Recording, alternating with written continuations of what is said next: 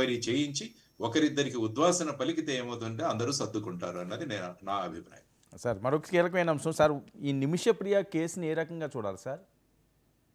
Nimishapriya case గురించి నేను మాట్లాడాను. ప్రస్తుతం అవును. ఏంటంటే అక్కడ ఆ అమ్మాయిని అక్కడ బ్లడ్ మనీ అనే ఒక సిస్టమ్ ఉంటుంది. దియా అంటారు దాన్ని. ఓకే. అక్కడ ఉన్న షరియా లాలో అక్కడేంటంటే 2 ఉన్నాయి అక్కడ. కిస్సా అని దియా అని. కిస్సా అంటే ఏంటంటే ఐ ఫర్ ఐ. హ్మ్. మా వాడి ప్రాణం తీసుకున్నారు కాబట్టి ఆ అమ్మాయి ప్రాణం తీసుకోవాలన్నది ఒకటి మార్గం షరియా లాలో. రెండవది వచ్చేసి ఏంటంటే బ్లడ్ మనీ అంటాం దీన్ని. దియా.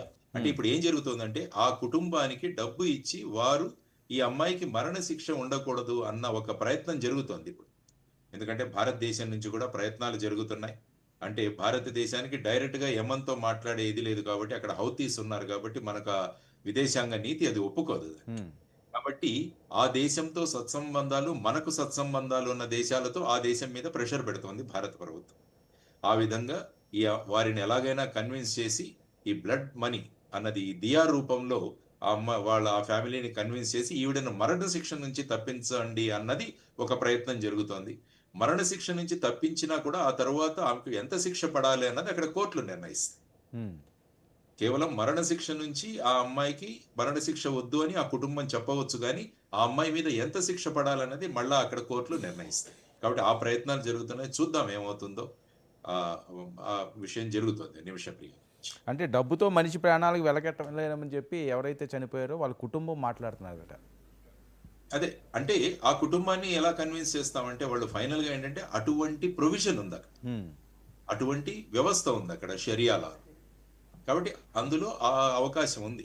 కాబట్టి ఆ అవకాశం నుంచి ప్రయత్నం చేసుకుంటారు. ఉంది కాబట్టి. హ్మ్. లేకుంటే ఈ ప్రశ్నే లేదు. ఉంది కాబట్టి వాళ్ళు ప్రయత్నం చేస్తున్నారు. ఆ కుటుంబం గనుక కన్విన్స్ చేస్తే ఈ అమ్మాయికి మరణ శిక్ష పడదు. వేరే జైలు శిక్ష ఇవి సంబంధిత కోర్టులు ఇవ్వచ్చు. సార్ గతంలో ఎప్పుడైనా ఇలాంటివి ఏమన్నా చూసారా సార్? విన్నారా మీరు? ఈ రకంగా డెఫినెట్‌గా జరగడం? సౌదీ అరేబియాలో కూడా ఒక కేసు జరిగింది ఇలా. ఓకే. అతనికి కూడా మరణ శిక్ష విధిస్తే అతను తరువాత వాళ్లకు డబ్బిచ్చి బ్లడ్ మనీ ఇచ్చేసి ఫైనల్‌గా అతన్ని మరణ శిక్ష నుంచి తప్పించి 20 సంవత్సరాల జైలు శిక్ష పడింది అతనికి. ఓకే. మన కేరళకు సంబంధించిన I వ్యక్తి request ఒకరు. Dr. Narayan Rao garu to proceed with the proceedings. So hope ఉందయితే. యాహ్! ఉంది. ఎందుకంటే ఆ ప్రొవిజన్ ఉంది చట్టం. హ్మ్. ఆ చట్టంలో ప్రొవిజన్ ఉంది కాబట్టి అది జరగచ్చు. Thank you so much Lakshminarayana గారు. ఇది మాజీ జేడీ వివి లక్ష్మీనారాయణ గారితో ఈనాటి